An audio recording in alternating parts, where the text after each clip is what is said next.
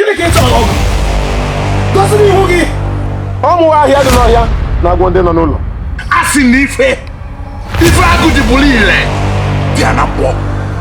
Nwoke ọbịa na akpazisa onye ka ọ onye bụ nne ya okoro obodo si.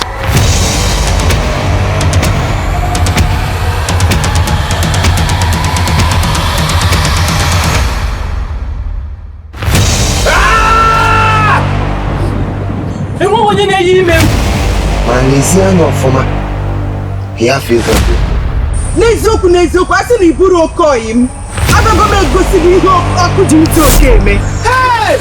Onye ziri gị ịmakwana nne nwatakịrị abụ agụ nneọma agụ ka mbụ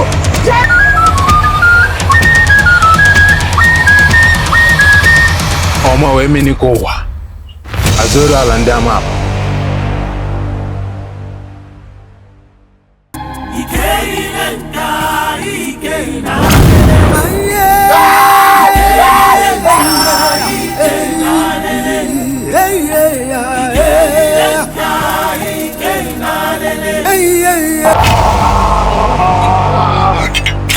Ike a m gbajiri aka nara ha ọ dịkwa ka ha chọrọ ịhịọrara m ya gba osimiri vụọ ọnụ na-agaghị enwe ntọgha.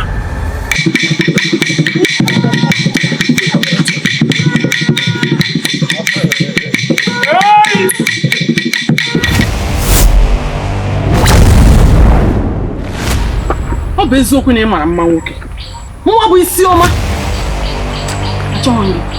Anyị mara ma ọwụ anyị nwa ga-eje agha ebe ha na-achọghị ije. Ka a ghara ịsị mmiri zocha abịa ichepụrụ ya ma ọ bụ ọkụdocha abịa tụwa nke. Nwaanyị ọwa asị nụ. Anyị chọrọ ụmụ anyị.